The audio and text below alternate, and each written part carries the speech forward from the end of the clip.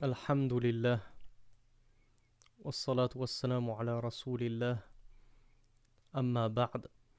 Alors nous arrivons à notre sixième cours qui portera sur Al-Khalwa bil Mar'a wa Safaruha. Le fait de s'isoler avec une femme et le voyage de la femme. يقول الشيخ الإمام العلامة ابن عبد البر رحمه الله: ولا يخلو الرجل بامرأة ليست منه بمحرم ولا تسافر المرأة إلا مع زوج أو مع ذي محرم منها إلا سفرها إلى الحج خاصة فإنها إذا لم يكن لها ذو محرم من الرجال خرجت مع جماعة النساء. وهذا نكرره ونعيده هو مذهب المالكية، وكتاب الإمام ابن عبد البر مبني على فقه أهل المدينة المالكية. Donc l'imam ibn Abd al-Barr rahimahullah nous dit: il ne convient pas, donc toujours nous sommes sur les bons comportements, les bonnes mœurs, les bonnes conduites, donc il ne fait pas partie des bons comportements et des bonnes conduites à ce qu'un homme s'isole avec une femme qui n'est pas pour lui mahram. Et la femme ne voyage pas si ce n'est en présence d'un mari ou d'un mahram, sauf son voyage vers le pèlerinage exclusivement. C'est-à-dire que c'est autorisé pour elle de voyager. Donc, فإنها إذا لم يكن لها ذو محرم من الرجال خرجت مع جماعة النساء. Car si il ne lui est pas possible de voyager, d'accomplir le pèlerinage avec un mahram ou bien avec son mari, elle sort avec un groupe de femmes. Donc nous le rappelons, si l'imam ibn Abd al-Barr dit ceci, c'est parce que le livre que nous étudions est à la base un livre construit selon le madhab maliki, le fiqh maliki. Donc c'est l'avis des malikites. C'est pour ça que en France, on a tous entendu cet avis-là, parce que c'est l'avis des malikites. Donc l'imam ibn Abd al-Barr, rahimahullah, nous dit que un homme n'a pas à s'isoler avec une femme qui ne lui est pas mahram. Alors qu'est-ce qu'un mahram? Un mahram, c'est toute personne qui t'est interdite d'épouser. Toi, mon frère, est-ce que tu as le droit d'épouser ta mère? Non. Est-ce que tu as le droit d'épouser ta sœur utérine, la fille de ton père et de ta mère? Non. Est-ce que tu as le droit d'épouser ta fille? Non. Est-ce que tu as le droit d'épouser ta tante, maternelle ou paternelle? Non. Est-ce que tu as le droit d'épouser ta grand-mère? Non. Est-ce que tu as le droit d'épouser ta petite fille? Non. Tu te maries avec une femme qui elle-même a une fille issue d'un précédent mariage. Tu as eu des rapports avec cette femme. Ça y est, le mariage est consommé. Est-ce que tu as le droit d'épouser sa fille après avoir divorcé cette femme? Non. Donc, si tu n'as pas le droit d'épouser ces femmes-là, ça veut dire que ce sont tes maharim. C'est ça, maharim, c'est le pluriel de mahram. Voilà ce qu'est un mahram. Pareil pour la sœur. Toi, ma sœur, est-ce que tu as le droit d'épouser ton père? Non. Est-ce que tu as le droit d'épouser ton fils? Non. Est-ce que tu as le droit d'épouser ton frère? Non. Est-ce que tu as le droit d'épouser ton oncle, paternel ou maternel? Non. Est-ce que tu as le droit d'épouser ton grand-père? Non. Est-ce que tu as le droit d'épouser ton petit-fils? Non. Est-ce que tu as le droit d'épouser ton cousin? Oui. Oui. Je vous ai piégé. Je vous ai piégé. Tous. Pratiquement tous. Parce que malheureusement, ça ne veut pas rentrer dans la tête de certains. Les cousins, oh ma sœur, oh ma chère sœur, et oh mon cher frère, hein. On trouve les erreurs parmi les frères et les sœurs. Cousins, cousines, nous ne sommes pas des maharim. Est-ce que j'ai le droit d'épouser mon cousin, ma cousine? Oui, vous êtes d'accord avec moi. Vous-même dans vos familles, peut-être que vous avez des cas et des exemples de cousins germains qui se sont mariés. Moi, je me marie avec la fille de mon oncle. C'est ma cousine germaine. Eh bien, je l'ai épousée. Enfin, moi, non, hein, pas moi personnellement. Mais ça arrive. Moi, dans ma famille, j'ai des exemples comme ça. Donc, si je l'ai épousée, ça veut dire quoi? Ça veut dire que c'est pas ma mahram. Donc, les maharim, ben, comme on l'a vu dans le cours dernier, j'ai le droit d'exhiber une certaine partie de mon corps, donc la femme peut exhiber sa chevelure devant ses maharim. D'accord? Est-ce qu'une femme a le droit d'exhiber sa chevelure devant son cousin? Comme on le voit malheureusement partout, tout le temps en France et au bled, dans les pays du Maghreb, dans les pays d'Afrique. Il y a mon cousin qui vient me visiter chez moi pour Al-Aïd. Pas la peine de porter le voile. Et je parle même pas du djilbab. Je suis sympa avec vous. Je vais parler que du voile. Parce qu'à la base, c'est le djilbab. On l'a dit devant quelqu'un qui n'est pas mahram, c'est le djilbab. Que ce soit ton cousin ou monsieur Tartampion, c'est la même chose. Si tu peux l'épouser, c'est le djilbab devant lui. Mais admettons, je vais être laxiste avec vous à l'extrême. Abaya et khimar seulement. Eh bien, même ça, chez malheureusement beaucoup de nos sœurs, on ne le voit pas Yawm al-Aïd. Pourquoi? Parce qu'elles se disent, mais c'est la famille. C'est la famille, c'est les cousins. Je vais pas me voiler devant mon cousin, c'est mon cousin. Même, je lui ai fait la bise à mon cousin. Je lui ai fait même la bise à mon cousin. Il est où le problème? Il est là le problème, ma sœur. Ma chère sœur, mon cher frère, il est là le problème. Le problème, c'est que vous vous comportez avec vos non-maharim de la même façon qu'avec vos maharim. Or ça, ce n'est pas possible. Et le problème, il émerge du fait que vous ne savez pas qui sont vos maharim. Et vous avez mis toute la famille dans le cadre des maharim. Mon cousin, c'est comme mon père et mon frère, c'est la même chose. Et le cousin du cousin du cousin, que j'ai jamais vu de ma vie, il débarque comme ça, comme un cheveu sur la soupe au bout de 30 ans. C'est la première fois de ma vie que je le vois. Et il me dit, je suis le fils de la belle-sœur, du frère, de ton oncle, du cousin, de ton neveu, ce que tu veux. Et tu le reçois chez lui, même pas en abaya, sans voile, tu lui fais la bise. Non, ça c'est interdit. C'est interdit.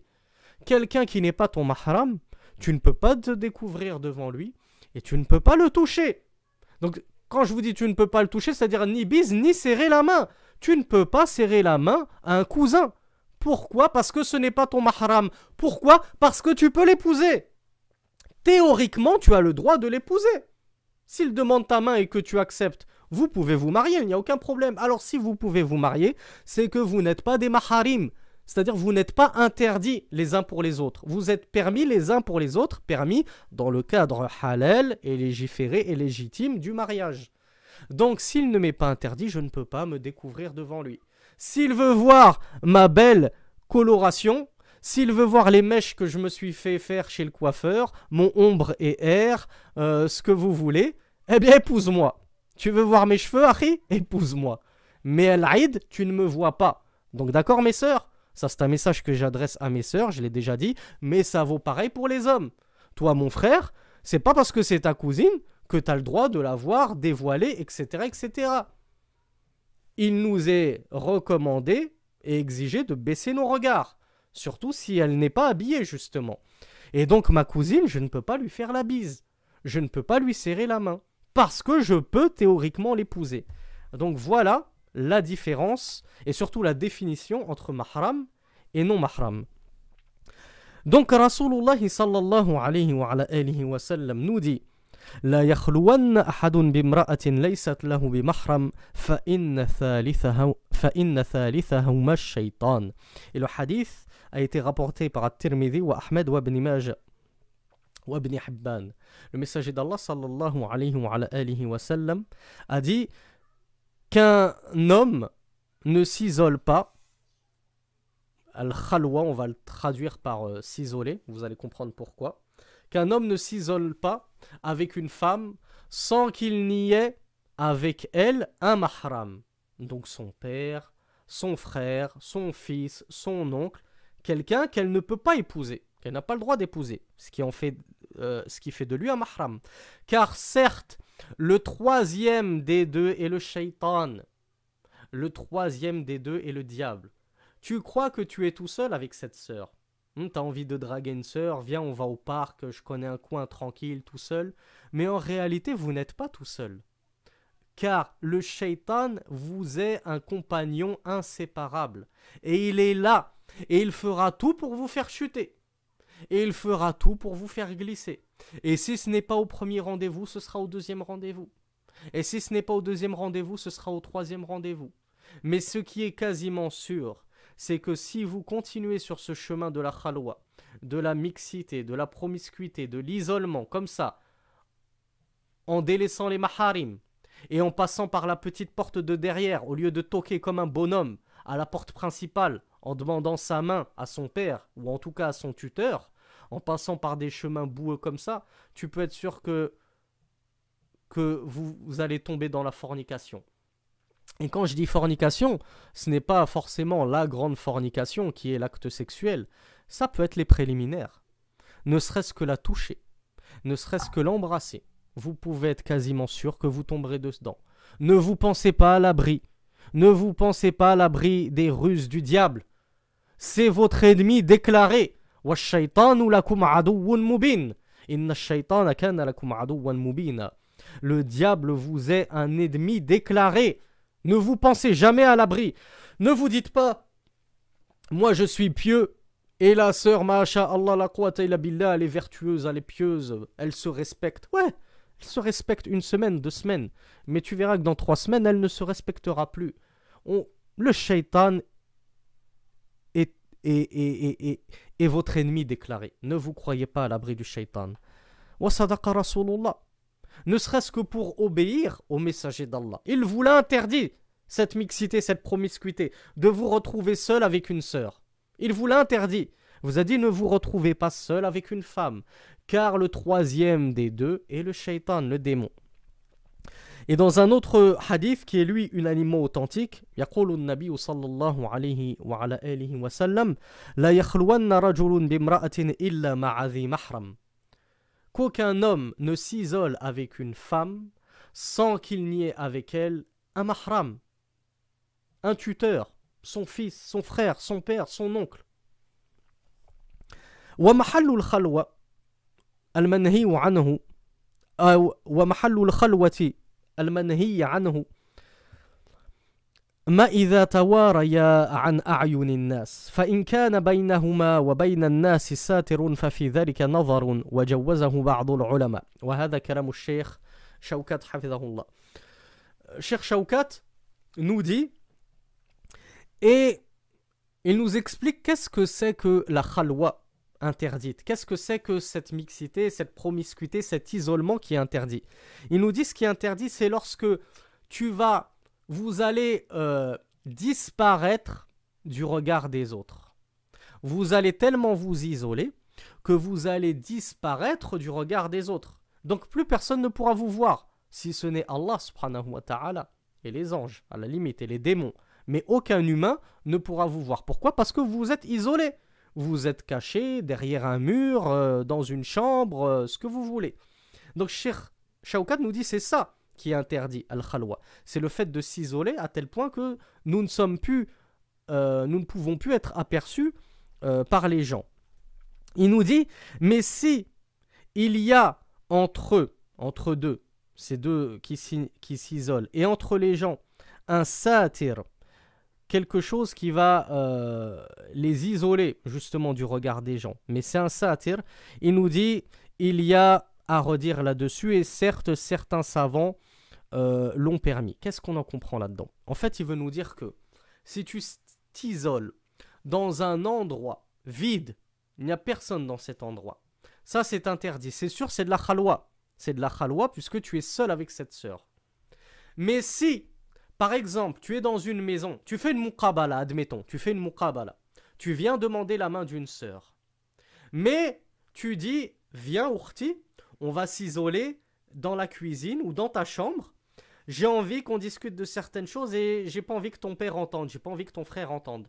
Donc, dans la maison, il y a du monde, vous n'êtes pas que deux. C'est pas toi, elle et le shaitan, il y a son père, il y a son frère, il y a tout le monde. Mais il va y avoir, comme le dit Cheikh Shaukat, un satir entre toi et les gens, entre toi, la fille, et les gens. Tu vas t'isoler dans une pièce. Cheikh Shaukat nous dit, à ce moment-là, il y a objet de divergence, ça fait l'objet de divergence. Certains savants l'ont autorisé. Pourquoi certains savants l'autorisent? Parce qu'ils disent qu'à tout moment, le père, le frère, il peut rentrer dans la pièce et vous surprendre. Donc vous n'êtes pas non plus coupé du monde. Et qui plus est, on vous entend. Il suffit de rester à côté où on vous entend parler. Donc on sait ce que vous faites. Malgré tout, il faut savoir que l'avis le plus juste, wallahu a'lam, et en tout cas c'est l'avis le plus prudent, c'est que même un tel cas de figure n'est pas autorisé.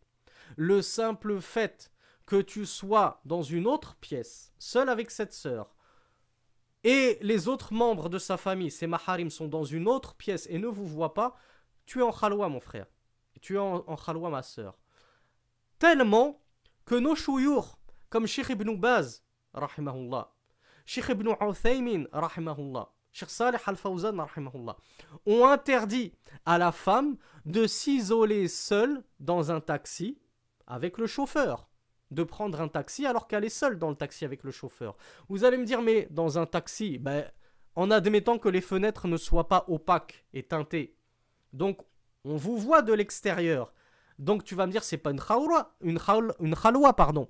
Dans la rue, les passants nous voient, nous-mêmes on voit les passants, on ne risque rien. Eh bien, quand bien même, nos chouyours nous ont interdit une telle situation car ils ont considéré que c'était quand même de la khalwa, que c'était trop dangereux. Il pourrait te glisser un petit mot. Il sait que personne ne t'entend, vous êtes enfermé dans le taxi, dans le véhicule. Il pourrait te glisser un petit mot. Et même pire, d'accord, à ce moment-là, dans la rue, il y a tout le monde. Mais lorsqu'il va t'emmener au point et à ta destination finale, qui te garantit qu'il ne va pas prendre des chemins perdus et qu'il va se retrouver seul avec toi et qu'il va faire avec toi ce que le shaitan lui aura suggéré de faire? Donc jamais on autorisera, moi très modestement, ni nos chouyours n'autoriseront aux sœurs de prendre des taxis ou des VTC, ne jouons pas sur les mots, tout véhicule, de sorte qu'elles se retrouvent seules avec le chauffeur. C'est trop dangereux, c'est trop dangereux. Et la plupart de nos savants considèrent que même si on ne te voit pas mais qu'on t'entend, c'est quand même une khalwa. Pourquoi? Parce que d'accord, on t'entend, mais tu peux très bien caresser la sœur sans faire de bruit, sans qu'elle ne fasse de bruit. Vous pouvez vous embrasser sans qu'on ne vous entende. Donc, pour briser la khalwa, pour briser cette promiscuité, cette mixité et cet isolement interdit, il faut absolument qu'on vous voie. Il faut absolument qu'on vous voie.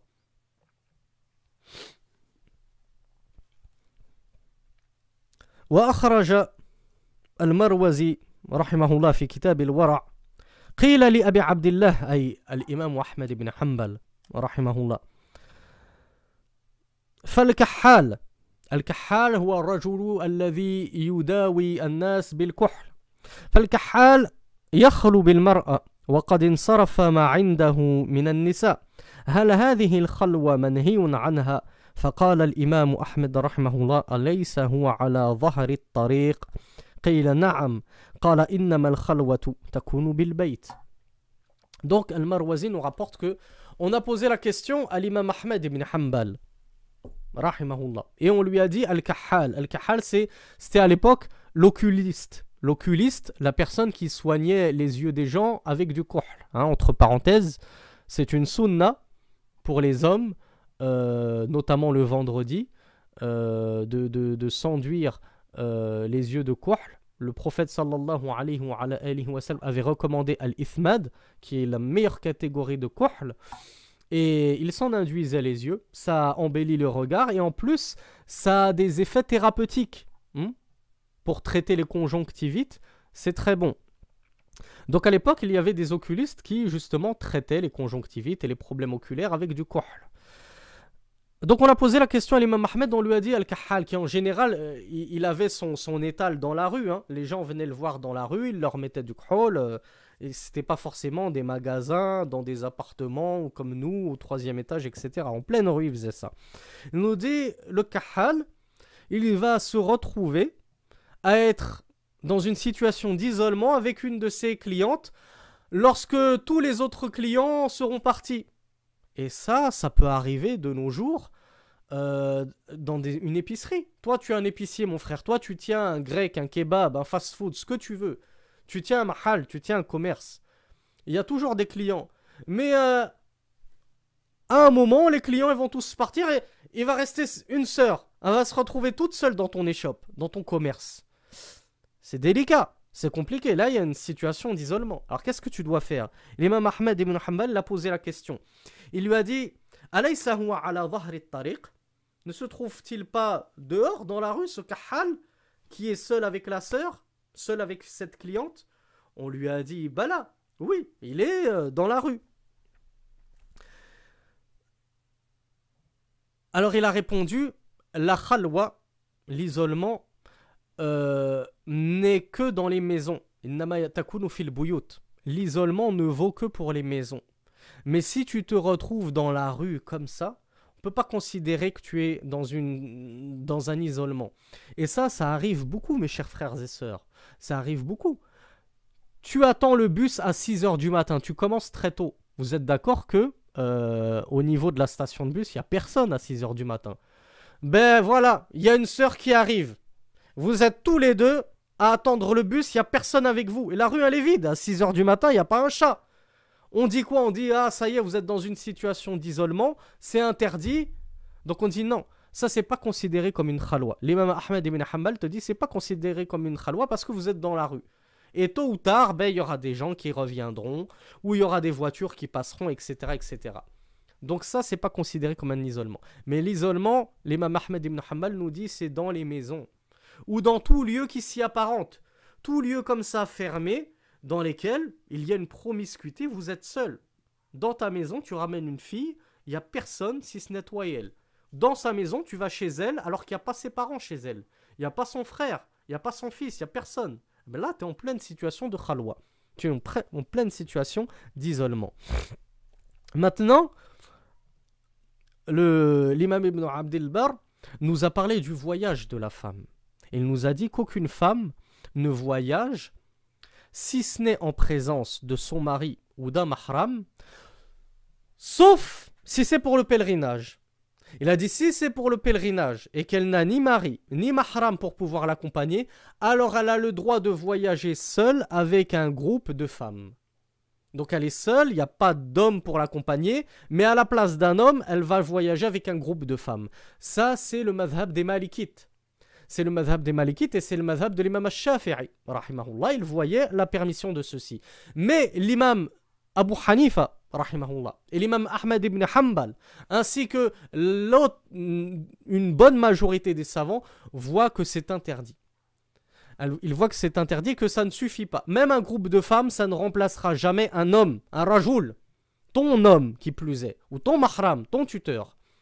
Et c'est pour ça que, vous le verrez, une femme, en adoptant cet avis de la prudence et de l'interdiction pour la femme de voyager sans mahram, eh bien vous trouverez que, et c'est une question qu'on nous a posée récemment, que la femme qui ne dispose pas de mari ou de mahram pour l'accompagner au pèlerinage, alors elle n'est pas concernée par le pèlerinage. Le pèlerinage ne lui incombe pas temporairement jusqu'à ce qu'elle ait un mari qui puisse l'accompagner, jusqu'à ce qu'elle ait un mahram qui puisse l'accompagner, et aussi jusqu'à ce qu'elle ait les moyens financiers d'aller au hajj, parce que c'est aussi une condition, il faut en avoir les moyens financiers. De nos jours, un hajj, en partant de France, ça coûte 5000 €. Tout le monde ne peut pas se permettre d'aller au hajj. Il y a une sœur, elle a un mahram, elle en a même 18 si vous voulez, mais elle n'a que 1000 €. Ben, est-ce qu'elle est obligée de faire le hajj? On lui dit non. Non, ma sœur, le hajj n'est obligatoire que pour celui qui yastati'u ilayhi sabila, qui trouve les moyens d'y aller, qui dispose des moyens d'y aller. Les moyens en termes de santé, une personne qui est en phase terminale d'un cancer, il n'arrive même pas à aller dans sa salle de bain à 2 mètres pour faire ses ablutions. On va pas lui dire t'es obligé de faire 10 000 km pour aller à la Mecque, c'est logique. Il faut avoir les moyens, les capacités physiques. Deuxièmement, il faut avoir la capacité financière. D'accord, tu es un musclore, tout ce que tu veux, tu es un vrai athlète. Donc, tu peux même y aller au hajj, tu peux même y aller à pied au hajj, tellement t'es fort. Mais, t'as pas les ressources financières nécessaires. Bah oui, aller à pied au hajj, c'est des mois et des mois. Faut bien vivre pendant des mois et des mois. Comment tu vas faire pour te nourrir, te loger, etc., etc. Donc, il faut des moyens financiers. Deuxième condition. Et il y a une troisième condition pour les sœurs, c'est le mahram. Il faut qu'elles aient un mahram. La sœur, elle a beau avoir la capacité physique. Elle a beau avoir la santé. Elle a beau avoir les moyens financiers. Elle est riche. Comme Crésus, si tu veux. Mais elle n'a pas de mahram. On lui dit, le hajj ne t'incombe pas. il ne t'est pas obligatoire, jusqu'à ce que tu réunisses les trois conditions. Et que tu aies à ta disposition un mahram, un mari, un fils, un frère, un oncle, qui de bonne grâce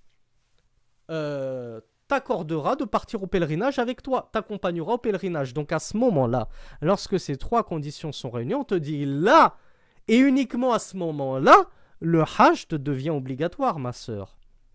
Donc voilà pour répondre à la question qu'on m'avait posée.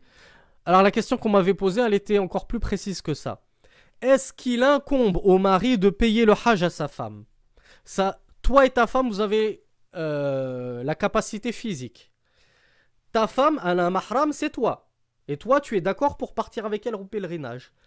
Toi, tu as les moyens de vous payer le pèlerinage à tous les deux. Tu as 10 000 euros. Tu as même 30 000 euros de côté. Le hajj à tous les deux, ça ferait 10 000 euros. Donc, tu as les moyens de te payer le hajj pour toi et pour ta femme. La question, est-ce qu'il t'est obligatoire de payer le hajj à ta femme si elle n'a pas les moyens de se le payer? Elle, ta femme, elle ne travaille pas. Elle n'a pas d'argent de poche, elle n'a rien. Elle n'a pas les moyens. Elle a les moyens physiques, mais pas financiers. Est-ce qu'il t'est obligatoire de lui payer le hajj? Nous disons non. Non, il ne t'est pas obligatoire de payer le hajj. Si tu veux lui payer le hajj, c'est de grandes hasanat.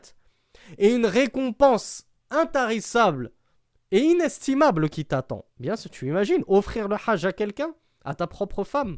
Donc c'est une source de hasanat immense. Mais est-ce que c'est une obligation pour toi, pour le mari, de payer le hajj à ta femme si elle n'a pas les moyens? Non, ce n'est pas une obligation. Si tu veux y aller tout seul sans elle, tu as le droit. Tu as le droit de partir au hajj tout seul sans elle et de ne pas lui payer le hajj, de ne pas lui payer le pèlerinage. Et ta femme, si tu refuses de lui payer, ben elle n'est pas pécheresse puisqu'elle n'a pas les moyens financiers. Donc il ne lui incombe pas d'accomplir le pèlerinage jusqu'à ce qu'elle ait réunit les trois conditions comme on l'a vu. Alors d'où est-ce qu'on tient tout ça, le voyage de la femme, qu'une femme ne peut pas voyager seule sans mahram? Eh bien on le tient notamment des propos du messager d'Allah sallallahu alayhi wa sallam, qui a dit dans un hadith unanimement authentique: La tusafiru al-mar'a yawmayni wa laylatayni illa ma'a zawjin aw dhi mahram. La femme ne voyage pas 2 jours ou 2 nuits sans mahram ou sans mari. Dans un autre hadith rapporté par Ibn Omar radiyallahu anhu, et qui est rapporté dans le recueil authentique de l'imam al-Bukhari rahimahullah, le messager d'Allah sallallahu alayhi wa sallam a dit: La tusafiru al-mar'atu illa ma'aha dhu mahramin. La femme ne voyage pas, c'est-à-dire qu'elle n'a pas le droit de voyager sans avoir à ses côtés un mahram. Donc on revient au début du cours, qui sont les mahrams. Toute personne que tu n'as pas le droit d'épouser, ton père, ton frère, ton fils, ton oncle, etc., etc. Un cousin n'est donc pas un mahram. Donc une femme ne peut pas dire: mon père est mort, je n'ai pas de fils, je n'ai pas de mari, je n'ai pas de frère, ou mon frère il habite à 10 000 km de chez moi, mais j'ai un cousin qui habite à côté de chez moi, je vais partir au hajj avec mon cousin. Ça va être mon mahram. Non, ton cousin c'est pas ton mahram. Tu peux pas partir au hajj avec ton cousin. Désolé. وقال الخطابي رحمه الله في معالم السنن وفي هذا بيان أن المرأة لا يلزمها الحج إذا لم تجد رجلا ذا محرم يخرج معها. وإلى هذا ذهب النخعي والحسن البصري وهو قول أصحاب الرأي وأحمد بن حنبل وإسحاق بن راهوي. ويقول بعد ذلك: فإذا كان خروجها مع غير ذي محرم معصية لم يجوز إلزامها الحج وهو طاعة بأمر يؤدي إلى معصية. Donc l'imam Al-Khattabi nous dit des propos à graver au fil d'or dans son explication de Sunan Abi Daoud, Ma'alim as-Sunan, tome 2, page 124. Et il y a en ceci, donc il a cité les hadiths qui interdisent à la femme de voyager seule, et il nous dit: il y a en ceci un éclaircissement sur le fait que la femme n'est pas tenue, c'est-à-dire qu'il ne lui est pas obligatoire, il ne lui incombe pas d'accomplir le pèlerinage si elle ne trouve pas un homme mahram qui sort avec elle. Si la femme ne trouve pas de mari, de fils, de frère, de père, d'oncle, un mahram, pour pouvoir l'accompagner au pèlerinage, la yalzamuha al-hajj. Le pèlerinage ne lui est plus obligatoire. Elle n'est pas ordonnée d'accomplir son pèlerinage jusqu'à ce qu'elle trouve un mahram. Et ceci est l'avis d'An-Nakha'i, c'est-à-dire Ibrahim An-Nakha'i. Ceci est l'avis d'Al-Hassan al-Basri. Ceci est l'avis de l'imam Ahmed ibn Hanbal. Ceci est l'avis de Ishaq ibn Rahawayh, parmi les plus grands savants. Plus loin, il conclut en disant: si donc sa sortie à cette femme sans mahram est un péché, là on parle de la sortie de la femme mutlaqan, de manière absolue, elle sort voyager, voir ses parents par exemple, hein. Elle habite Paris, elle part voyager, elle part voir ses parents à Lille ou à Perpignan ou à Bordeaux ou à Saint-Étienne ou à Draguignan. Elle voyage seule, c'est une ma'siya, c'est un péché. Donc l'imam al-Khattabi nous dit, si le fait qu'elle sorte seule, c'est-à-dire qu'elle voyage seule, est déjà une désobéissance, parce qu'elle est sortie sans mahram, elle a voyagé sans mahram, alors comment pourrait-on faire de cette sortie vers la Mecque, pour accomplir son pèlerinage, une ta'a, une obéissance, alors qu'en lui-même son voyage vers la Mecque est une désobéissance? Comment peut-elle penser qu'elle va accomplir une obéissance à Allah subhanahu wa ta'ala en accomplissant le Hajj, alors que son chemin vers le Hajj en lui-même c'est une désobéissance, puisqu'elle est sortie, elle voyage sans mahram? Donc c'est de la logique pure et dure. L'imam Ibn Qudama al-Maqdisi abonde dans le même sens. ويقول في المغني رحمه الله: ظاهر هذا أن الحج لا يجب على المرأة التي لا محرم لها، لأنه جعلها بالمحرم كالرجل في وجوب الحج، فمن لا محرم لها لا تكون كالرجل فلا يجب عليها الحج. Donc l'imam Ibn Qudama al-Maqdisi rahimahullah, sahib al-Mughni, auteur du Mughni dans le fiqh al-Hanbali, nous dit à la page tome numéro 3, page 236, ce qui est apparent, c'est que le pèlerinage n'est pas obligatoire et n'incombe pas à la femme qui n'a pas de mahram, qui n'a pas de tuteur. Car le fait d'aller au Hajj avec un tuteur est l'équivalent pour un homme d'aller au Hajj seul. L'homme, lui, va au Hajj seul. La femme, pour être équivalent à cet homme, elle doit y aller en présence d'un tuteur. C'est comme ça qu'elle devient, qu'elle égale l'homme dans l'obligation du Hajj. Pour qu'une femme soit soumise à l'obligation du pèlerinage, contrairement à l'homme, il faut qu'elle puisse voyager avec un mahram. Donc, celle qui n'a pas de mahram, elle n'est pas comme l'homme. Elle n'est pas comme l'homme, c'est-à-dire elle n'est pas soumise à l'obligation du pèlerinage. Ainsi se termine notre partie sur l'isolement entre les deux sexes et le voyage de la femme du chapitre des bienséances de l'imam Ibn Abd al-Barr. وأقول قولي هذا وأستغفر الله لي ولكم وصل اللهم على نبينا محمد والحمد لله رب العالمين.